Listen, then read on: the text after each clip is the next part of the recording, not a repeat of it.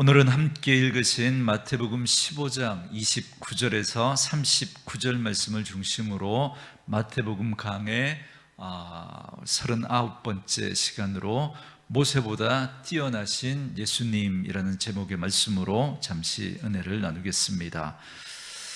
여러분 혹시 민폐하객이라는 말 들어보셨습니까? 결혼식에 온 손님 중에 신부보다 더 예쁘게 차려입고 오신 분을 민폐하객이다 그러죠. 우리 젊은 분들은 이제 그 결혼식 갈 때 신부, 여자분들은 신부가 하얀 웨딩드레스 입는데 하얀색 옷도 입지 않는다 그럽니다. 신부가 돋보여야 되는데 자기가 하얀 드레스를 입고 가면 안 되는 거죠. 여러분 이렇게 한번 생각해 보십시오. 아주 예쁜 옷을 입은 연예인이 신부 친구로 나타났다라고 한번 생각해 보세요. 조금 전까지만 해도 사람들이 신부를 보면서 신부 정말 이쁘다 막 그러면서 막 그렇게 신부에게 온 관심이 집중되었는데 갑자기 예쁜 연예인이 나타나는 순간 사람들이 막 그 연예인 보겠다고 막 가가지고 막 예쁘다 그러면서 사진 한 장 찍어주세요 막 이렇게 하면 갑자기 그 연예인이 주인공이 되고 신부는 뒤로 밀려나지 않겠습니까? 그러면 민폐도 이런 민폐가 없는 거죠. 우리가 어떤 걸 설명할 때 탁월한 누군가와 더 탁월한 누군가를 비교하면서 이야기하면 마음에 쉽게 더 와닿는 경우들이 있습니다. 예를 들어 어떤 식당에서 우리 식당은 배달을 굉장히 빨리 한다라고 하는 걸 이제 홍보하기 위해서 우리는 우사인 볼트보다 더 빨리 배달해 드리겠습니다 라고 하면서 홍보를 한다면 사람들이 그걸 보면서 뭐라고 생각하겠습니까? 여기 주문하면 엄청나게 빨리 오겠구나 생각할 수 있겠죠. 성경을 기록한 사람들도 이런 비교를 통해서 진리를 더 선명하게 드러내는 방법을 자주 사용합니다. 특히 사도 바울이 잘 사용했는데요, 그는 율법과 은혜를 비교하는 겁니다. 구약을 믿던 이스라엘 백성들은 율법을 굉장히 소중하게 생각했습니다. 그런데 이 소중한 율법을 은혜와 딱 비교하는 겁니다. 그래서 율법은 십자가 속에 담긴 그 은혜의 복음에 비교하면 초등학문에 불과하다 이렇게 이야기하지 않습니까? 그리고 히브리서 기자도 비교를 통해서 진리를 선명하게 드러냈는데요, 여러분 히브리서라고 하는 편지를 받았던 그 당시 그 수신자들의 상황은 어떤 상황이었냐면 이제 막 예수님을 믿기 시작했지만 유대교와 기독교의 차이를 이렇게 잘 몰랐습니다. 그래서 성전에서 말씀을 전하기도 하고 또 바울 사도는 회당을 순회하면서 복음을 전했습니다. 그런데 시간이 점점 흐르면서 유대인들은 바울이 전하는 복음이 잘못된 것이다라고 생각하게 되었고 기독교인들은 엄청나게 핍박을 받기 시작했습니다. 처음에 그들은 율법에 대한 이야기를 하는 줄 알고 들었더니 이 새로운 이야기를 하니까 그런 것 같다라고 하면서 듣다가 이상한 거예요. 그러면서 이거 이단이구나 그러면서 막 이렇게 기독교를 막 핍박하고 있었던 거죠. 그러다가 보니까 이 히브리서를 받아 들었던 당시 그 초대 교회 그리스도인들도 유대인들로부터 엄청난 핍박을 받고 있었을 때였습니다. 심지어 그 유대교에서 이제 개종해서 기독교를 믿게 되니까 그죠? 집안에서도 막 핍박을 받고 쫓겨나기도 했기 때문에 이들 중에는 그냥 옛날에 믿던 그 유대교로 다시 돌아갈까라고 하면서 마음이 흔들렸던 사람들이 굉장히 많이 있었습니다. 그때 히브리서 저자가 예수님과 유대인들이 중요하게 생각하는 그 율법 같은 그런 것들과 비교하면서 쓴 내용이 바로 이 히브리서입니다. 그래서 이렇게 말합니다. 유대인들이 와하고 그렇게 우러러보는 그 천사보다 예수님이 더 뛰어나다. 제사장 얼마나 여러분 귀하게 여깁니까? 그 제사장보다 예수님이 훨씬 더 뛰어나다. 그리고 선지자 얼마나 귀하게 여깁니까? 그 선지자보다 예수님은 비교할 수 없을 만큼 뛰어나신 분이다. 그리고 심지어 유대인들이 존경하는 그 모세보다 예수님이 뛰어나시다라고 이야기합니다. 이렇게 사람들이 대단하게 여기던 모세보다 더 뛰어난 예수님을 소개하면서 유대교가 아니라 기독교가 진짜 진리다라는 걸 이야기하고 있는 것이 바로 히브리서 내용입니다. 그런데 마태복음도 자세히 보면 이런 패턴을 쓰고 있습니다. 마태는 유대교에서 개종한 그리스도인들이 핍박 때문에 흔들리고 있다는 걸 잘 알고 있었습니다. 그래서 예수님을 어떻게 설명하느냐면, 예수님은 갑자기 툭 튀어나온 분이 아니라 구약에서 선지자들이 예언했던 바로 그분이다라는 걸 계속해서 이야기합니다. 그리고 또 한 가지는 유대인들이 굉장히 존경해 마지 않는 그 모세와 예수님을 눈에 잘 드러나지는 않지만 계속해서 그 모세와 예수님을 비교하는 겁니다. 눈에 잘 띄지 않게 그렇게 비교하기 때문에 우리가 이 마태복음을 읽을 때는 행간을 잘 읽어야 합니다. 그러니까 대놓고 비교하는 게 아니라 은근슬쩍 계속해서 마태는 모세와 예수님을 비교하고 있는 겁니다. 그래서 예수님은 모세와 같은 위대한 선지자이지만 모세와는 비교할 수 없을 정도로 너무나 놀라운 분이십니다라고 하는 걸 계속해서 이야기하고 있습니다. 그래서 마태복음을 읽을 때 이 두 가지 관점을 가지고 우리가 읽어야 합니다. 첫째, 예수님은 구약에서 예언한 바로 그분이다라고 하는 이것과, 또 하나, 예수님은 모세와 비교할 때 비교도 안 될 만큼 탁월하신 분이다라는 걸 우리가 염두에 두고 이 관점으로 읽어야 합니다. 자, 오늘 본문도 그런 관점에서 보면 여러분 좀 명확하게 보입니다. 오늘 본문 초반부인 29절부터 31절에 나오는 말씀은 이런 내용입니다. 예수님께서 다리 저는 사람을 고쳐주시고 맹인의 눈을 뜨게 해주시고 또 말 못하는 사람을 말하게 해주셨다라고 하는 내용이 나옵니다. 우리가 이런 구절을 읽을 때 그냥 그랬나 보다 그렇게 할지 모르지만 현장에 있었던 당사자들은 어땠겠습니까? 앞을 못 보던 사람이 앞을 보게 되니까 여러분 아주 난리가 나지 않았겠습니까? 기뻐 뛰며 찬송하고 그걸 함께 목격하고 있던 목격했던 사람들은 정말 어마어마하게 놀랬을 겁니다. 그리고 그 중에는 구약의 말씀을 잘 아는 사람들이 이 광경을 보는 순간 이건 그냥 기적이 일어난 게 아니라 이사야 선지자가 예언했던 그 예언이 지금 눈앞에서 성취되고 있구나라는 걸 깨닫게 되었습니다. 여러분, 왜냐하면 이사야 35장 5절과 6절을 보면 이렇게 예언하고 있거든요. 여러분 본문 표시해 두시고 이사야 35장 5절과 6절 우리 한번 찾아서 읽어볼까요? 이사야 35장입니다. 35장 5절과 6절 말씀.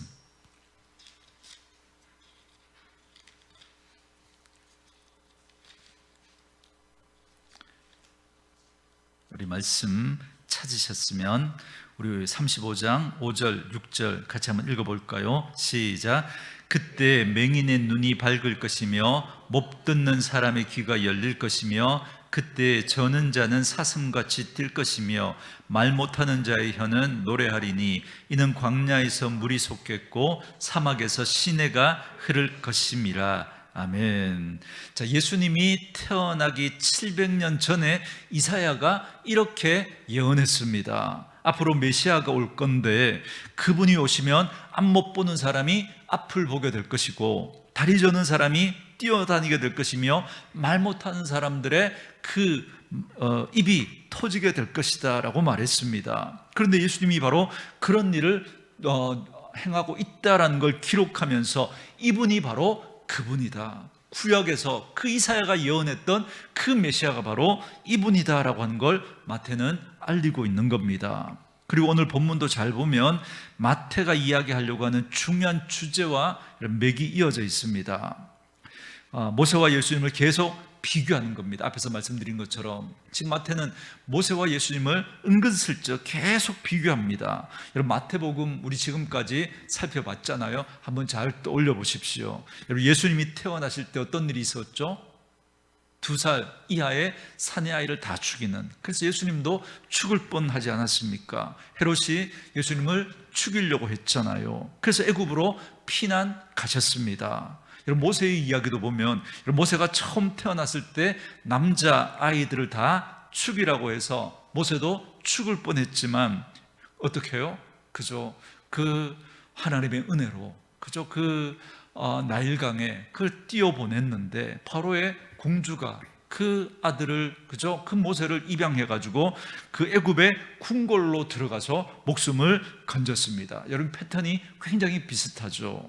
여러분, 모세가 40년 동안 광야에서 무명의 시간을 보냈다면 예수님은 30세가 될 때까지 공생의 이전에 그저 정말 무명의 조용한 시간을 보내셨습니다. 모세가 홍해를 건넜다면 예수님은 요단강에서 세례를 받으셨습니다. 모세가 시내산에 올라갔다가 내려왔을 때 여러분, 얼굴이 광채가 나서 수건으로 그 얼굴을 가리지 않습니까? 그렇게 모세의 얼굴도 그렇게 빛이 났다면 예수님도 변화산에 올라가셔서 제자들이 놀랄 만큼 영광스러운 모습으로 변화되셨습니다. 모세가 산에서 율법을 받아 백성들을 가르쳤다면 예수님도 산에서 산상수훈의 말씀을 가르치셨습니다. 이렇게 아주 묘하게 예수님과 모세가 비슷한 점이 굉장히 많다라고 하는 걸 지금 마태는 은연중에 계속해서 우리에게 이야기해 주고 있는 겁니다. 그런데 사실 이렇게 기록한 중요한 이유가 있습니다. 여러분, 신명기 18장 15절 말씀, 이런 말씀이 있습니다. 여러분, 이사야보다 또 더 앞이죠. 훨씬 앞이죠. 신명기 18장으로 한번 와보세요. 신명기 18장 15절 말씀 우리 같이 한번 읽어볼까요? 신명기 18장 15절, 289쪽 그 어간입니다. 신명기 18장 15절 말씀 우리 같이 한번 우리 말씀 읽도록 하겠습니다. 같이 읽습니다. 시작. 내 하나님 여호와께서 너희 가운데 네 형제 중에서 너를 위하여 나와 같은 선지자 하나를 일으키시리니 너희는 그의 말을 들을지니라. 아멘. 자, 여기 보면 모세가 백성들에게 앞으로 하나님께서 나와 같은 선지자 하나를 일으킬 것이다 그렇게 말하죠. 여러분, 이스라엘에 선지자가 굉장히 많았지만 그런 평범한 선지자 말고 모세처럼 하나님과 대면해서 이야기를 나누는 그런 선지자 하나를 일으킬 것인데 그분이 바로 앞으로 오실 메시아다라는 걸 모세가 이야기합니다. 그게 바로 신명기 18장 15절입니다. 그러니까 이스라엘 백성들이 기다리던 메시아의 이미지 중에는 다윗 왕과 같은 그런 메시아의 이미지도 있었습니다. 정말 힘 있는 다윗 같은 그런 왕으로 이스라엘을 정치적으로 해방하고 이스라엘을 강력한 나라로 회복할 그런 정치적인 메시아를 기대했던 그런 이미지가 하나 있었고요. 모세와 같은 선지자로 오실 그런 메시아에 대한 기대가 있었습니다. 여러분, 요한복음에 보면 예수님께서 오병이어의 기적을 베푸시는 장면이 나오지 않습니까? 오병이어의 그 기적을 경험하고 사람들이 떡을 먹으면서 뭐라고 이야기했냐면 요한복음 6장 14절에 이렇게 말합니다. 그 사람이 예수께서 행하신 이 표적을 보고 말하되 이는 참으로 세상에 오실 그 선지자라 하더라 그럽니다. 그 오병이어를 경험했던 사람 중에 이건 그냥 단순한 오병이어의 기적이 아니라 바로 모세가 이야기했던 그 선지자라는 겁니다. 그냥 선지자가 아니라 그 선지자, 모세가 이야기했던 바로 그 선지자라는 겁니다. 그 선지자가 누구예요? 바로 모세가 나와 같은 선지자 하나를 보내줄 것이라고 했던 바로 그 선지자라는 거예요. 메시아라는 겁니다. 그러니까 사도 요한은 아주 대놓고 예수님이 바로 그 선지자다라는 걸 기록했다면 마태는 대놓고 말하지 않고 은근슬쩍 이야기합니다.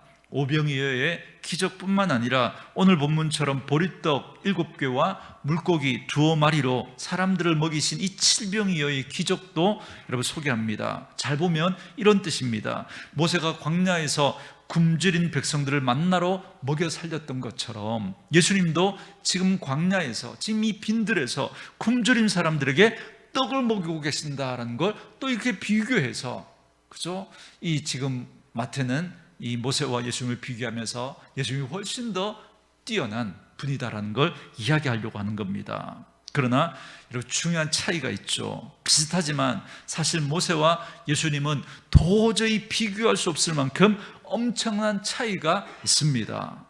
오늘 그 이야기를 여러분과 나누려고 하는데요, 먼저 모세의 이야기를 봅시다. 여러분, 모세가 광야에서 이스라엘 백성들에게 만나를 먹였는데 그 만나는 어디에서 나온 겁니까? 모세가 만든 거예요? 아니죠. 백성들이 먹을 게 없다고 불평할 때 하나님께서 모세를 통해서 허락하신 게 만납니다. 그래서 모세가 내일 아침에 일어나 보면 만나가 내릴 것이다 라고 말합니다. 그 말대로 아침에 일어나 보니까 만나가 내려 있었습니다. 그러니까 모세는 하나님의 말씀을 전해주는 심부름꾼의 역할을 했던 겁니다. 하지만 예수님은 어땠습니까? 오늘 본문에 나오는 칠병의의 기적에 나오는 떡은 어디서 나왔습니까? 계속해서 떼어줘도 끊이지 않고 나왔죠. 여러분, 이거 어디서 나온 겁니까? 예수님이 친히 만드신 거죠. 모세가 하나님이 만드신 것을 전해준 심부름꾼이었다면 예수님은 직접 떡을 만들어내신 창조주이셨습니다.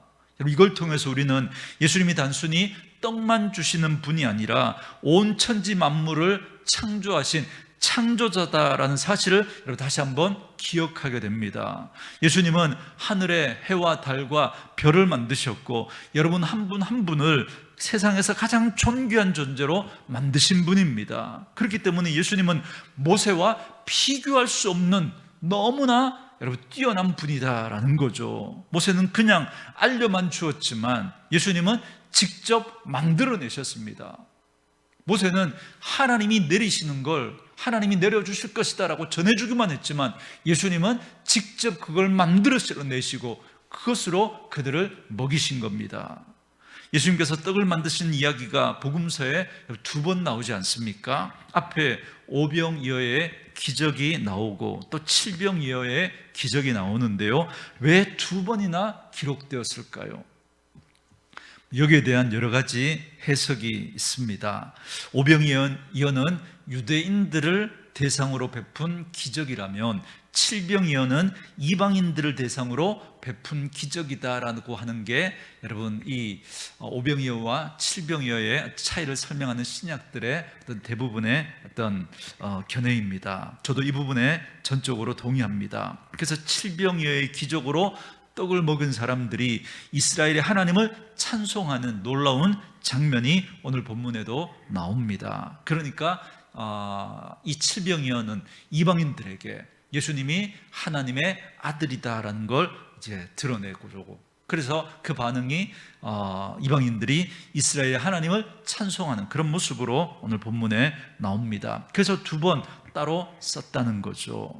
그런데 저는 이런 마음도 듭니다. 정말 너희에게 떡이 필요하다면 한 번이 아니라 2번, 10번, 아니 100번, 10,000번이라도 나는 계속해서 이 일을 할 것이다 라고 하는 그런 예수님의 마음을 보여주시는 것이 여러분 이 오병이어와 또 한 번 이 칠병이어의 말씀을 기록하면서 우리에게 전해주고 싶은 예수님의 마음이 아닐까라는 것입니다. 여러분, 예수님이 떡을 만드시는 그런 능력이 있는 분이다라는 걸 드러내실 목적이었다면 여러분 한 번이라도 충분하잖아요, 그죠? 그런데 또 이렇게 칠병이어의 기적을 통해서 또 한 번 기록하시는 이유는 예수님께서 정말 그런 필요가 있는 것이라면, 너희가 또 굶주리고 또 배고프고 또 그래서 너희에게 먹을 것이 없다면 나는 언제든 그 일을 또다시 행할 것이다 라고 하는 그 예수님의 마음을 우리에게 보여주시는 것이다, 저는 그렇게 생각이 듭니다. 여러분이 지금 어떤 상황 가운데 있는지 저는 모르지만 만약에 광야에 그 백성들처럼 공고한 가운데 있는 분들이 계시다면 오늘 이 예수님을 붙들 수 있기를 바랍니다. 여러분이 정말 먹을 것이 없다면, 여러분들이 공고하다면 그 예수님 붙드십시오. 그분이 여러분들을 먹이실 것이고 여러분들의 필요를 채워주실 줄 믿습니다. 뿐만 아니라 오늘 본문 말씀에 예수님께서 그렇게 질병으로 고통당하는 그런 분들을 한 명 한 명 그렇게 고쳐주셨던 것처럼 오늘 우리 가운데 어떤 육신의 질고가 있는 분들이 있다면 그 주님 붙드십시오. 여러분의 어떤 문제가 있든지 그 문제를 가지고 주님 앞에 나아가면 우리 주님은 한 번, 두 번, 10번, 100번, 1000번 아니 10,000번이라도 그 필요를 따라 우리를 만나주시고 만져주시고 치유하여 주시고 채워주실 줄 믿습니다. 여러분, 특별히 오늘 본문을 보면 예수님께서 왜 이 떡을 만드시는 그런 기적을 베푸셨는지가 나와 있습니다. 그들을 불쌍히 여기셨다 이렇게 말합니다. 지금 3일간 제대로 먹지도 못한 저 사람들을 그냥 집에 돌려보내면 길을 가다가 이렇게 쓰러질까 염려하시고 불쌍히 여기셔서 여러분 기적을 베푸셨습니다. 여러분, 여기서 불쌍히 여기다라고 하는 이 동사의 명사형 원어를 보면요, 그 뜻이 뭐냐면 창자, 간, 심장 이런 내장기관, 우리 속에 있는 그 내장기관을 말하는 그 단어입니다. 그러니까 불쌍히 여긴다라는 말은 그냥 단순히 아이고 안 됐다 라고 가볍게 한번 안타까워하는 그 정도가 아니라 창자가 끊어질 만큼, 간이 저릴 만큼, 심장이 터질 만큼 아파하시고 불쌍히 여기셨다라는 말입니다. 그러니까 우리말 성경에는 그냥 불쌍히 여기셨다라고 되어 있지만 원문의 뜻을 살려서 이렇게 해석을 하면 애간장을 태우셨다, 창자가 끊어지는 아픔을 느끼시면서 그들을 불쌍히 여기셨다라는 뜻입니다. 그래서 저는 오늘 이 본문을 읽으면서 그런 생각을 해보았습니다. 아까 예수님은 창조주라고 말씀드렸지 않습니까? 단순히 떡을 배달해 주거나 만나를 안내해 주는 그런 모세의 역할이 아니라 직접 떡을 만드신 분입니다. 온 우주를 만드시고 해와 달과 별을 만드신 그분이 우리를 위해서 떡을 만드시는 그 장면을 한번 상상해 보십시오. 그럼 이게 얼마나 어마어마한 사건인지가 여러분 이해되실 겁니다. 마치 이런 거죠.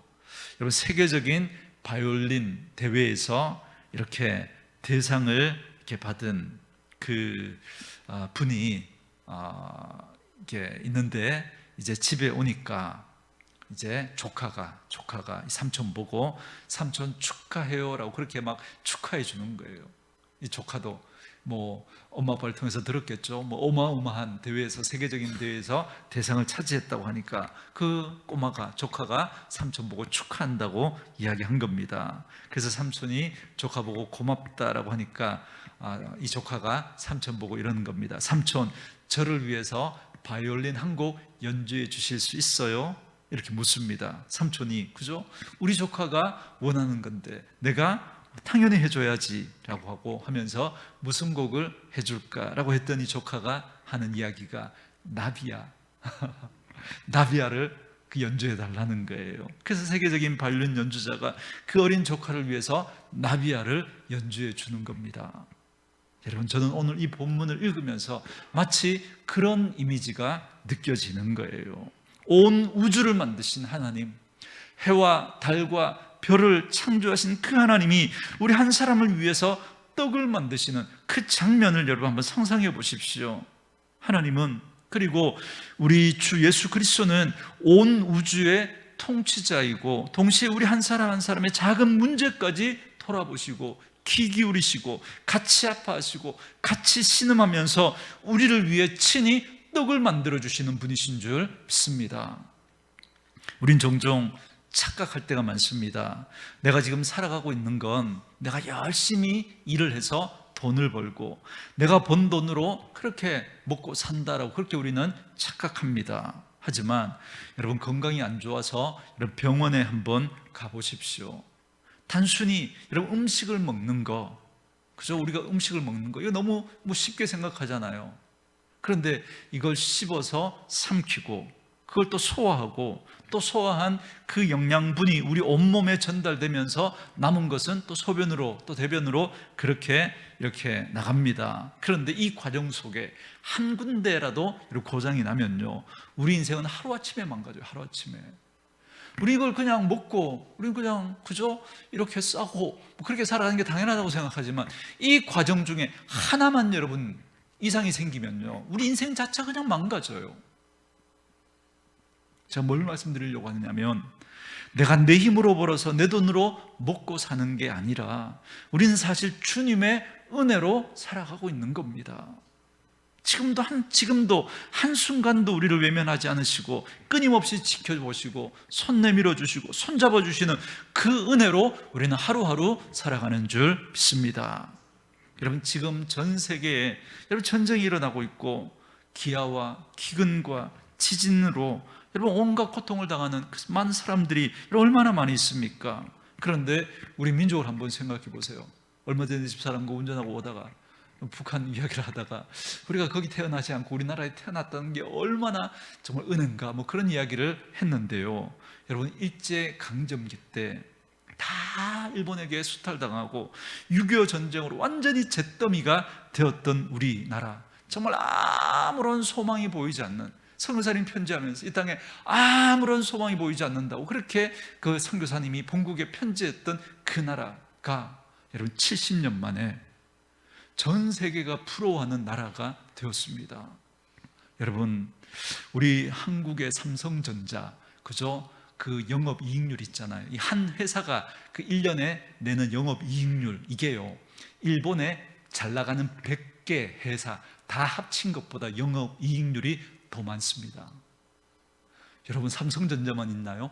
SK하이닉스 지금 1인당 여러분 GDP, 그죠? 1인당 그 GDP는 여러분 우리가 일본을 벌써 추월했습니다.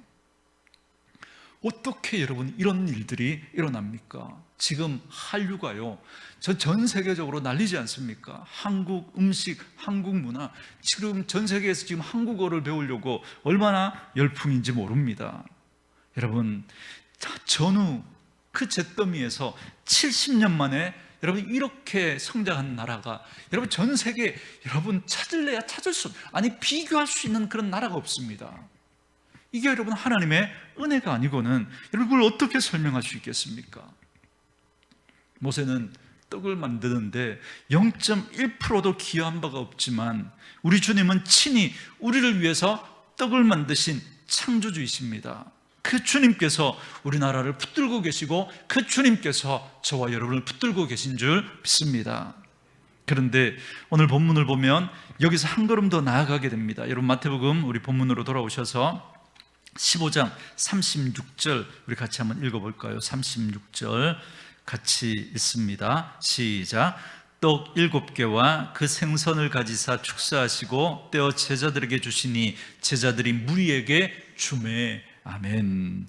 자, 여러분 여기에 나오는 표현을 잘 보세요. 축사하시고 떼어 제자들에게 주시니 그럽니다. 여러분 축사했다라는 말은 하나님께 감사의 기도를 올려드렸다라는 뜻이고 떼어 제자들에게 주셨다라는 뜻입니다. 그런데 좀 이상하지 않습니까? 지금 떡 7개를 가지고 계속 떡을 만들어내서 사람들에게 먹이시는 상황입니다. 그러면 떡이 계속 1개, 2개, 10개, 100개로 늘어나며 만들어져 나와야 합니다.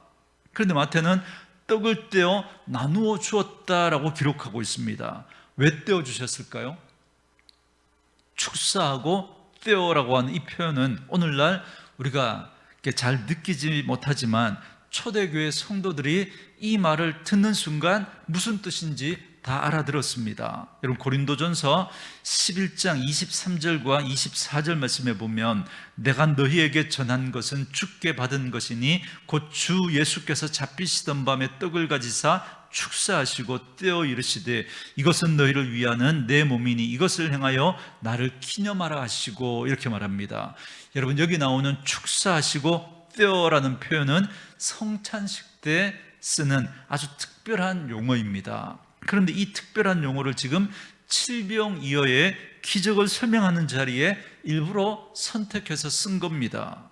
즉 마태는 지금 예수님께서 떡을 떼어 사람들에게 먹이는 이 기적이 단순한 굶주린 자를 그런 먹이는 사건일 뿐만 아니라 예수님은 성찬식을 예표하며 보여주시는 것이다라는 걸 은근슬쩍 이야기하고 있는 겁니다. 여러분, 성찬의 의미가 뭡니까? 예수님이 떡을 떼어주시면서 이것은 너희를 위하여 찢어주는 내 살이다 라고 말씀하셨지 않습니까? 주님이 자기 살을 찢어서 우리를 먹이셨다는 겁니다. 주님은 떡을 만드셨을 뿐만 아니라 친히 자기가 떡이 되어주셨습니다. 예수님은 이 칠병이의 기적을 통해서 친히 떡을 만드신 분이실 뿐만 아니라 이 떡을 떼어 나누어 주는 그 장면에서 그 축사하시고 떼어주시면서라고 하는 이 성찬식에 쓰는 그 표현을 의도적으로 사용하시면서 예수님은 떡만 만들어서 우리를 먹이시는 분이 아니라 직접 우리에게 떡이 되어주셨다라고 말하고 있는 거예요. 그러니까 나를 먹고 살라고 하시면서 이 떡을 나누어 주신 그 사건과 연결하고 있는 겁니다. 다시 말해서 마태는 예수님이 단지 기적을 일으켜 우리를 먹여주실 뿐만 아니라 우리에게 살을 찢으시고 피를 흘려주셔서 우리를 살려주신 구주시라는 겁니다. 다시 말하면 우리를 구속하신 구속주가 되신다라는 사실을 우리에게 알려주고 있는 겁니다. 우리도 성찬식을 할 때 이 떡을 먹지 않습니까? 여러분, 그것을 드실 때 어떤 마음으로 드십니까? 주님이 나를 위해서 살을 찢으시고 피를 흘린 것을 기념하여 먹는 것이 성찬식인데, 많은 분들이 성찬식이 되면 속으로 아유, 오늘 또 예배 또 늦어지겠구나, 이런 생각을 하는 것 같습니다.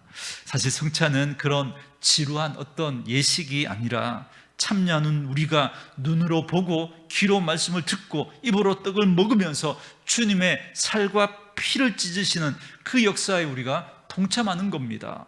마태는 바로 이 성찬의 그림을 오늘 본문의 그 칠병이어의 기적과 연결하면서 예수님은 떡을 만들어 주시는 분일 뿐만 아니라 자기 살을 찢어서 우리를 구원해 주신 분이다라는 걸 우리에게 알려줍니다. 그렇다면 모세가 한 일은 무엇일까요? 모세는 우리를 예수 그리스도 앞으로 인도해 주는 초등교사, 몽학선생 같은 역할을 했습니다. 율법을 알려주면서 도저히 우리가 이 율법을 완벽하게 지킬 수 없다는 그 절망을 느끼게 만들고, 그 절망한 사람이 결국 예수 그리스도의 그 십자가 앞으로 나아가도록 안내해 주는 역할을 모세가 했던 겁니다. 모세가 안내자라면 여러분, 예수님은 구원자입니다. 모세가 만나를 소개한 신분꾼이라면 예수님은 떡을 직접 만드신 창조주이십니다. 모세가 단지 하나님 나라의 사환, 종의 역할이었다면 예수님은 하나님 나라의 아들이십니다. 그 예수님께서 창조주가 되어주시고 뿐만 아니라 구원자가 되어주셔서 우리 한 사람 한 사람을 붙들고 계십니다. 우리를 만드신 분이 하나님이시고 죄로 말미암아 망가진 우리를 다시 구속해서 다시 구원해서 다시 우리를 하나님의 자녀로 삼아주신 분이 우리 예수님이라는 겁니다. 마태는 오늘 이 행간 속에서 바로 창조주이자 구원자이신 예수님을 우리에게 알려주고 있는 겁니다. 많은 사람이 예수님의 한쪽 면만 보고 나는 예수님을 좋아합니다, 존경합니다 라고 이야기합니다. 어떤 분들은 예수님의 그 윤리적인 그런 예수님의 가르침을 보고 좋아합니다. 오른뺨을 치거든 왼편도 돌려대라, 그 말씀을 들으면서 훌륭한 분이라고 말합니다. 어떤 사람은 성전에 장사하는 예수님을 다 성전에서 장사하는 그 사람들을 다 내쫓으신 정말 그 용기 있는 예수님의 그 모습을 칭찬합니다. 주로 혁명가들이 그런 면에서 예수님을 존경합니다. 또 어떤 사람은 마지막 십자가에서 자기 어머니를 요한에게 부탁하는 걸 보고서 효자로서 그 예수님을 존경하는 분도 있습니다. 어떤 사람은 치유자이신 예수님을 존경합니다. 그러나 오늘 본문은 예수님이 이 모든 면을 다 갖고 계시지만 가장 중요한 사실은 예수님이 우리의 창조주이시고 우리의 구원자시다라는 점을 힘있게 이야기하고 있습니다. 여러분을 만드셨고 여러분을 구원하셨으며 여러분을 지명하여 부르셔서 끝까지 함께 하시고 우리를 붙드시는 분이 우리 예수님이신 줄 믿습니다. 그 주님이 오늘 우리의 필요에 귀 기울이시고 그런 우리의 필요를 채워주시는 분이신 줄 믿습니다. 하늘의 해와 달과 별을 만드신 그 주님이, 하나님의 아들이신 그 주님이 우리를 위해서 떡을 만드시는 그 모습 연상하시면서 그 주님이 우리를 붙들고 계신다라는 사실을 기억하시고, 오늘 우리에게 어떤 상황, 어떤 형편 가운데 있을지라도 그 주님 붙들고 그 주님으로 말미암아 다시 일어설 수 있는 저와 여러분 되어줄 수 있기를 주의 이름으로 축원합니다.